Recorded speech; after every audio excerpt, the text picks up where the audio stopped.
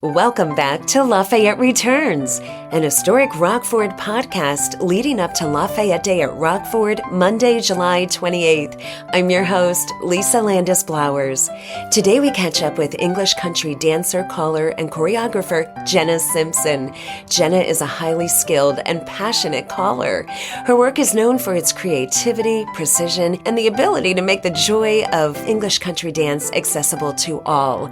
She has also compiled several books of her choreography, Under the Influence, and Revelations. JennaSimpsonDancing.wordpress.com for more information. Well, welcome, Jenna. Let's start with your personal journey. What first drew you to this art form?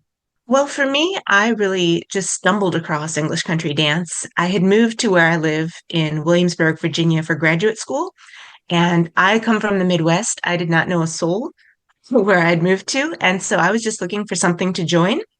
And I stumbled across a description of this club that met on the website. And I got up my courage and went in. And I was just hooked from the first day. The great music, it was just so much fun to do. And the people were really nice. It's a great community. So I just never looked back. But it was really for a social thing to do and for something fun and active. And I always liked music and dance. So I'm thinking it would be a great way to meet people. Oh, absolutely. It's a wonderful community, the English country dance community. There are groups that do it all over the country. And often if I'm traveling, I'll go online before I travel and look and see if there's anyone having a dance where I'll be. And in Williamsburg, our club gets emails sometimes from people saying, "Hey, I'm going to be passing through town. Will you be dancing this week?" And I say, "Yes, please come on by." Oh, that's great. That's great. Yeah, we have a dance group at Historic Rockford. I was just watching them perform at Yuletide, and they look like they're having so much fun. And I'm always wanting to learn. For anyone like me who wants to dive into English country dance, maybe for the first time, what key elements would you recommend that we focus on when learning the dances? Maybe we start with easy dances. So what's your advice? Well, I would suggest a couple of things if you're thinking about doing it for the first time. The first is just to keep in mind it's not meant to be difficult.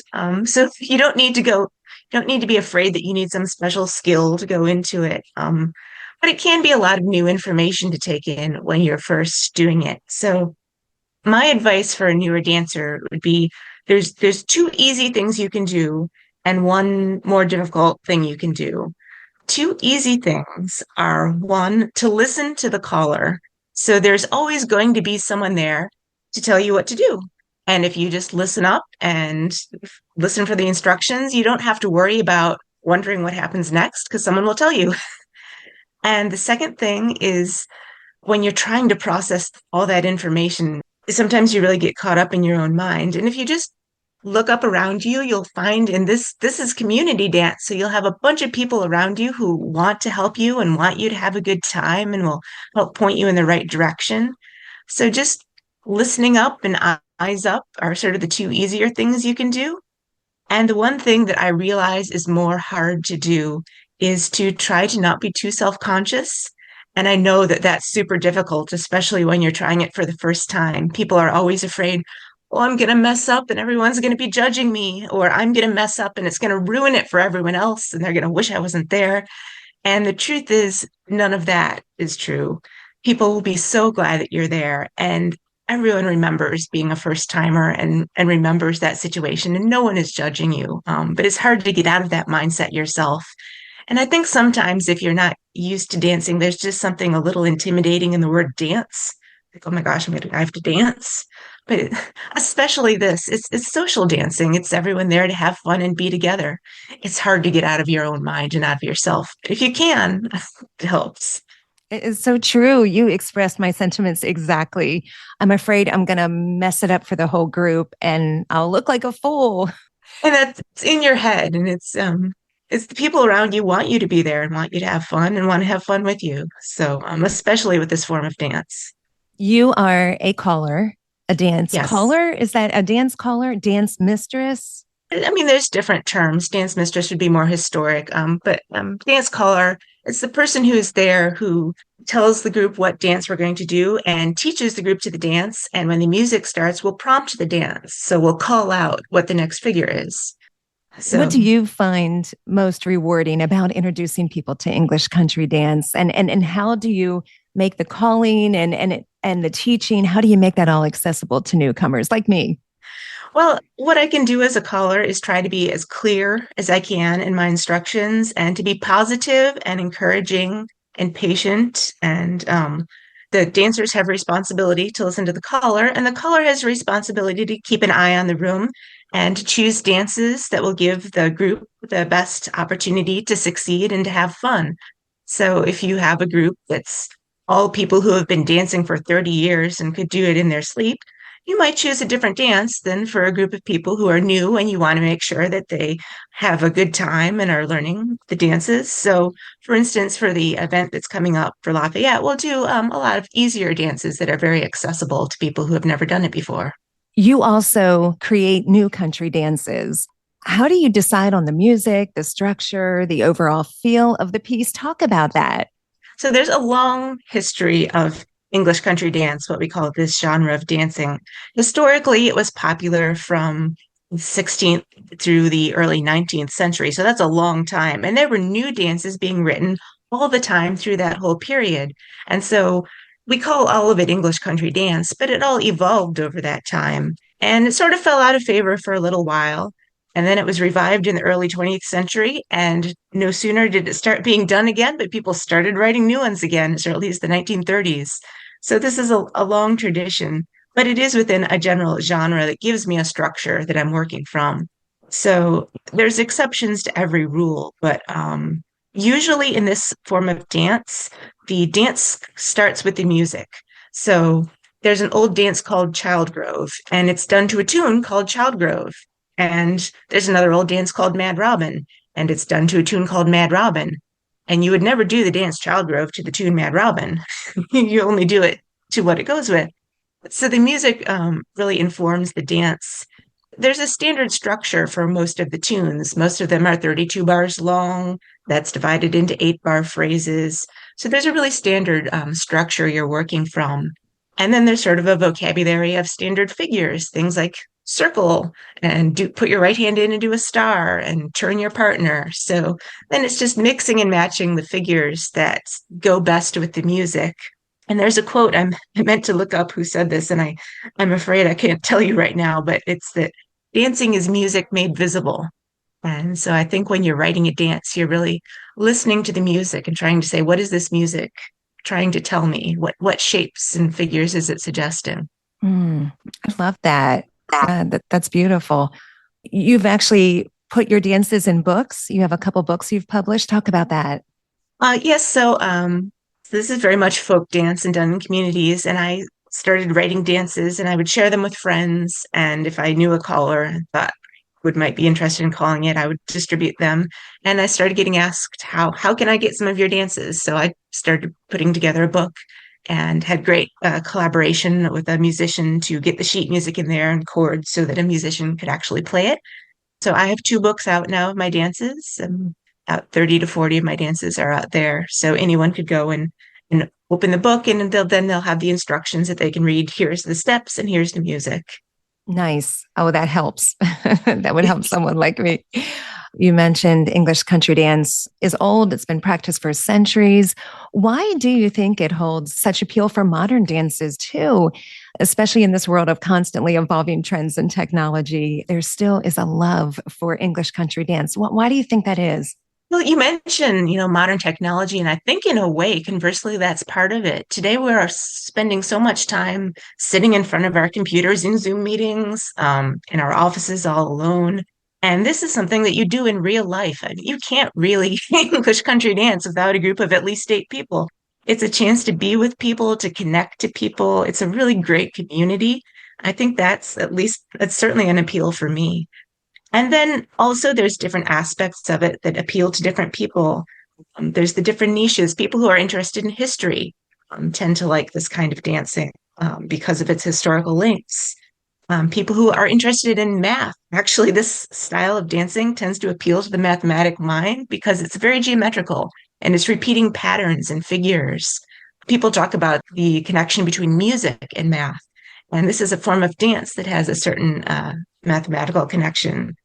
Also, I think it has an appeal for people, again, like me, who like dance, but can be intimidated by the idea that people are going to be judging them. Like, to give a counterexample, swing dance. I love the music of the 1940s, but I would be so intimidated to go swing dance because I know there's a certain expectation that you have to improvise, you have to follow your partner and, show off your moves. And this dance, there's a structure to it, and I don't have to worry about improvising anything. I don't have to worry about interpreting anything as long as I can follow what the color tells me to do. So it's a way to enjoy music and dance within a structure, which can be very supportive. So I think those are all different appeals to the dance. And also it's beautiful music. And I think just a very fun activity. We want to invite everybody out to the American Friends of Lafayette, Lancaster, and Western Chester Counties dinner and ball. Mark it on your calendar, even if you're going to be doing this for the very first time. July 27th, it's 5 to 9 at Trust 46. You can find more information at Lafayette200pa.org. We'll talk more about that later, but you will be there. You will be calling the dances. We are so looking forward to it. What can we expect, especially maybe if we're jumping into this for the first time?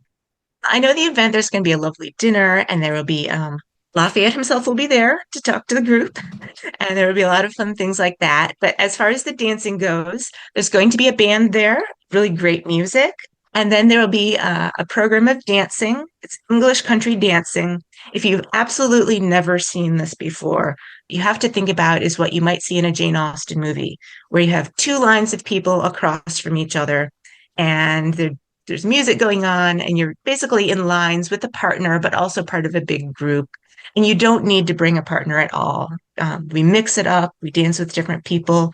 You don't need to have ever done this before because everything will be taught and it will be very beginner friendly. The whole program of dances has been chosen to be very accessible to people who have never done this before. So the expectation coming into this event is that you've never done this before, but you're here to try it and have fun. And how do you tailor this to also fit the historic nature of this occasion? I mean, we're going to be dancing with Lafayette. Yes. Well, as I said, English country dance was popular for several centuries and evolved over that time. So the dances that we're going to do at the Lafayette event have all been chosen from the period in which Lafayette lived. You'll get a certain flavor for what it might have been like to actually be dancing with Lafayette when he visited in 1825. And again, it will all be very accessible and easy. If you can walk, you can do it. It helps if you know your right from your left. Are there any upcoming projects or events that you are really excited about that you'd like to share with our audience? And also, too, maybe at this time, where we can find you online? Give us all that information. I don't personally have any projects to share, but I'd like your audience to know that there are special events all over the country all year round. If you're interested in dancing, you can find your local club. And then when you have the confidence to say, yeah, I'm ready to go try a real ball, there are balls held all year round in Philadelphia. There's one every December. I drove all the way up this year. It was a fantastic time. You'll have live music, a whole group of people there to celebrate the special time and to dance. There are balls in Washington, D.C., and Baltimore, and New York. And a great place to go to find your local club or to find out about balls and special dance events is the Country Dance and Song Society. It's cdss.org. And they're sort of an umbrella organization that supports groups and clubs that do this all over the country. So you can always check out their website and reach out to them. They also have a store with books and music, and you can find my books and a CD there. So CDSS, Country Dance and Song Society, is a great resource. Yeah, you mentioned music and a CD. I understand during COVID with the support of sponsors and fans, you organized musicians to make an album of some of your unrecorded dances. Could we sample a few of those tracks? Absolutely. I would be very glad to share some of those tracks with you. One of the tunes on the CD, it's for the dance, The Best of Company.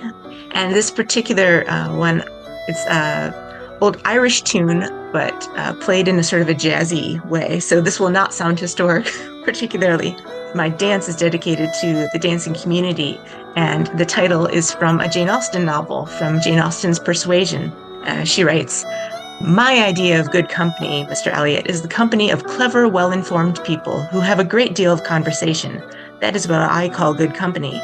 You are mistaken, he said gently. That is not good company. That is the best. And I feel like the best of company is what I have found through the dance community. This track is called Under the Influence. It's a very popular tune called Tom Kruskel's that I wrote the dance to. It's a lively, fun dance for four couples. And the title, again, is a tribute to the dance community. The tune was written by two composers in honor of their mentor, Tom Kruskel, which is why that's the name of the tune. And so I used that as a theme in naming my dance, trying to be a little cheeky, calling it Under the Influence. But what I'm really referring to there is the influence of the dance mentors and dance teachers who have influenced me and influenced my dancing and really helped build the community that we have. So under their influence, we have created this joyful art form. One other tune is called Anne's Accord. This dance I wrote for a dear friend who unfortunately passed last year, but her name was Anne. And she helped me when my car broke down. I broke down on the highway. The car was just kaput. And she rescued me when I needed to then have transportation. She loaned me her car, which was a Honda Accord. And she drove me then to the car dealer when I needed to buy a new to me used car. And she was always just the epitome of Southern hospitality and a wonderful friend. And so after that, I wanted to do something to honor her. And as a gift to her, I wrote this dance. When I wrote the dance, the tune was a new tune, not yet titled, by an amazing composer named Dave Wiesler. And so Dave then named the tune after her as well. So both the dance and the tune are called Anne's Accord. For Anne, her help, her car, and her peaceful, peacemaking nature. Well, thank you so much, Jenna. I am ready to dive into English country dance, and I can't wait. What do you hope people take away from an evening of English country dance, whether it's the Bicentennial Ball coming up in July or one of your regular classes? I hope that come away just having a good time, feeling that they've taken a step outside of their usual everyday life and gotten to do something fun and enjoyed some beautiful music, met some nice people, maybe made some new friends. Well, thank you again, Jenna, and we will see you in July. Yeah, so look forward to seeing you. I'd like to welcome all of your listeners to please join us. Glenda and Pam join us now with more information on the Bicentennial Dinner and Ball in Lancaster, July 27th. Pam, what do we know about the original Lafayette 1825 ball in Lancaster?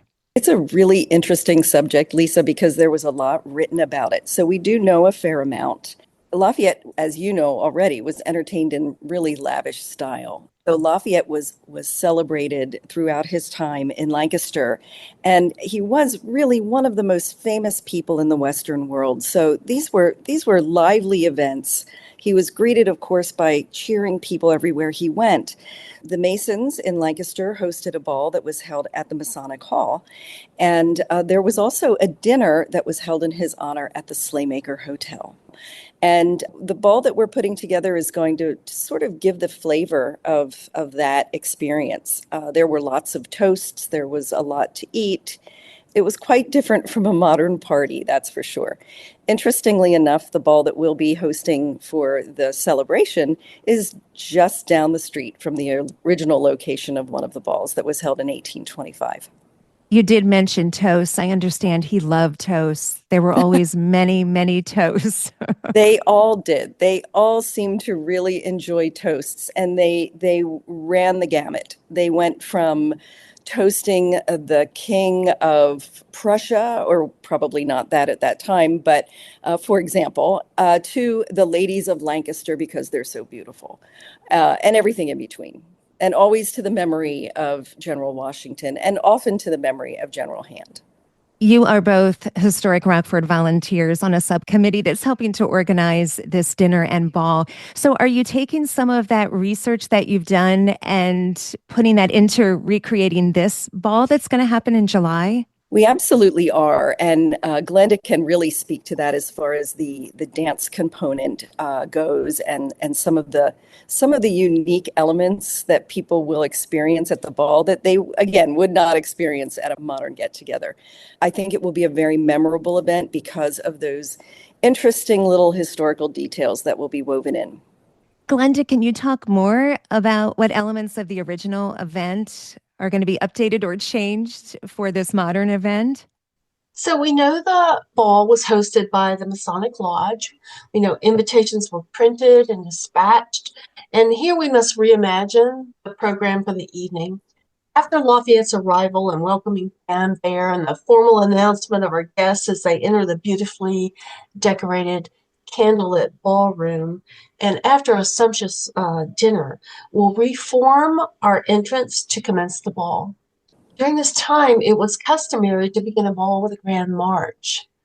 A grand march is not a march at all as we think of it today. It's a lovely, graceful promenade, a stroll around the ballroom on the arm of your companion, a chance to see and be seen. And of course, this ball honoring Lafayette would have been the event of the year, if not the decade. Everyone would have wanted to be present this night. As we stroll around the ballroom's perimeter, we can see who's here. The ladies want to see what the other women are wearing. The men, all in their best looks, are taking into account who among their peers and their betters secured admission. Stately music, the glow of candlelight, the sparkle of jewels, the rustle of silk gowns all lend to the atmosphere. After the Grand March, we'll form two long lines called long way sets and begin our evening program. Jenna Simpson, who you've talked to before, has devised a wonderful program of simple and fun period dances. She'll teach them and call out instructions as we dance, so no advanced preparation is needed, even if you've never done English country dancing before. And believe me, we are in the best hands. Jenna's plan for us will give us the 1825 period dance experience while allowing us to have fun, stress-free. I promise. And Jenna's also factored in several opportunities for modern couples dances, so there will be something for everyone. We'll have a good number of people attending who are experienced English country dancers, and they'll be spreading out to ask our unexperienced guest to give it a try. And we hope that that will give everyone the courage to try a dance. And I'm confident that after you try it once in this wonderful, fun environment, you'll step right up for the next dance. Our musicians are stellar. Mary Shea, Kathy Talbody, Bob Pasquarello. Together, these three are Barthone, and they will give us a wonderful night of period dance music. We did just speak with Jenna, and she did promise a fun night, even for beginners. She's going to make it fun and easy. And as you mentioned, she did promise to have something too for some of the more experienced as well. I'm curious though, Glenda, what can attendees expect in terms of dress code? We would love to see everyone turn out, as in the period we say, our best looks. So modern formal attire is wonderful, but if you have period attire, that is always welcome. Whatever goes, it's a formal night. So let's give it our best looks.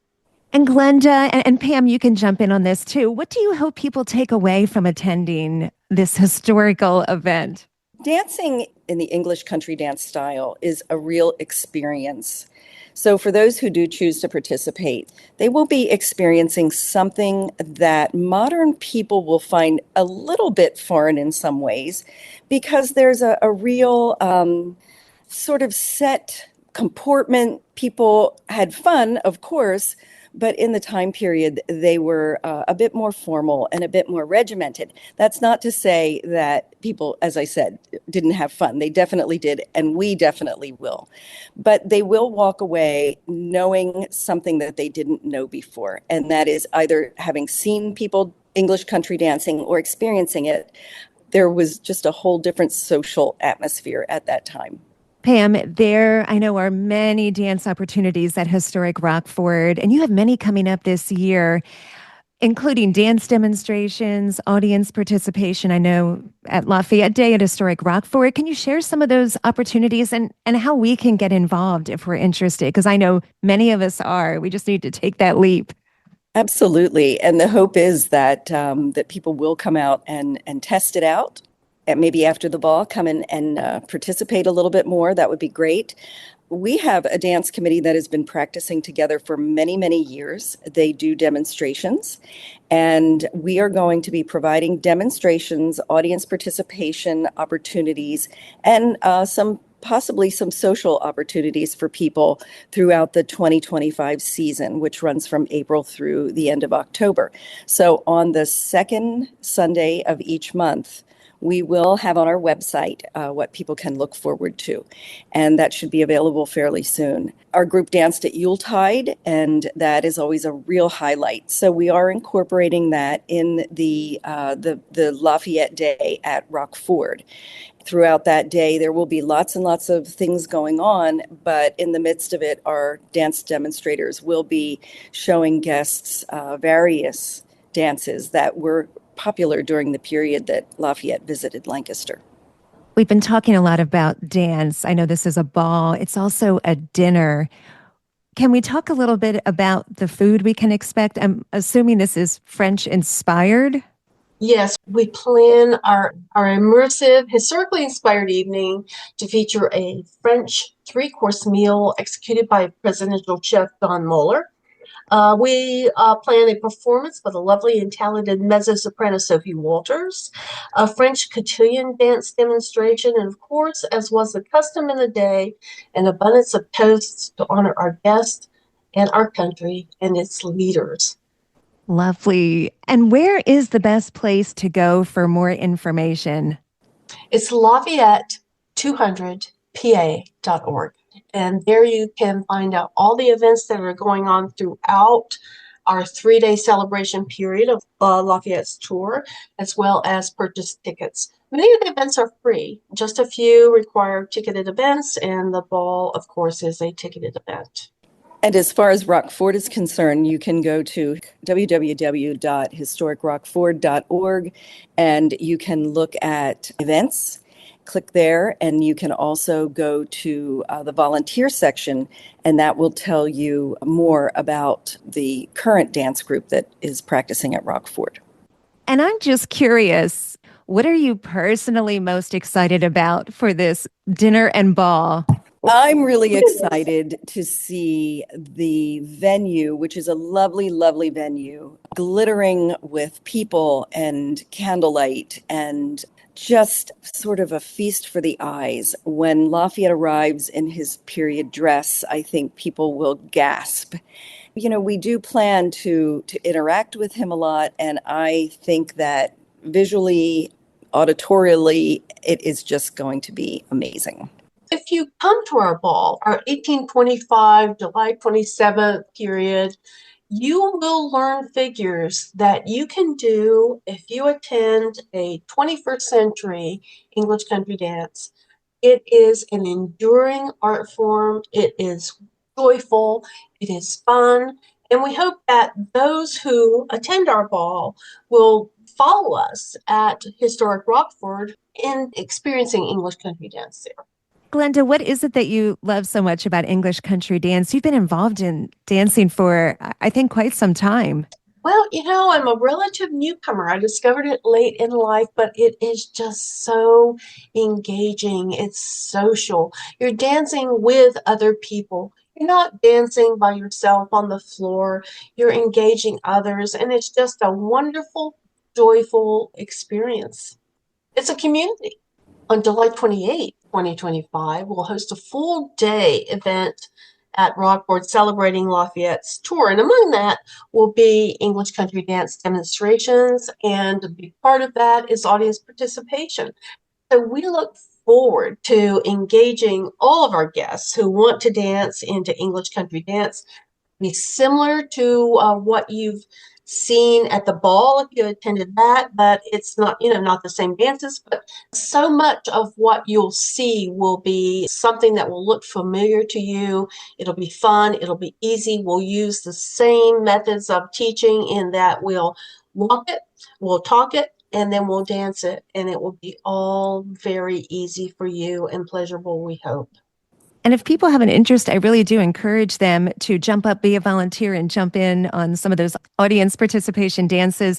That was my first experience years ago at Yuletide at Rockford, and it was so much fun. Loved it so much. It was just a great, easy way to get a feel for it. And if I messed up, it did not matter. That's right. That's right. It's all fun. It does not matter. Well, thank you both so much. We look forward to seeing both of you at the ball and at Historic Rockford, July 28th. And again, for more information, you can go to historicrockford.org or Lafayette200pa.org. And we'll see you then. Thank you, Lisa. Thank you. Tune in next month for a brand new episode as we prepare for Lafayette's visit. For more information on Rockford's Lafayette Day, visit historicrockford.org/special-events. For information on what's happening across Lancaster and Western Chester counties, go to Lafayette200pa.org. I'm Lisa Landis Flowers. Thank you so much for listening.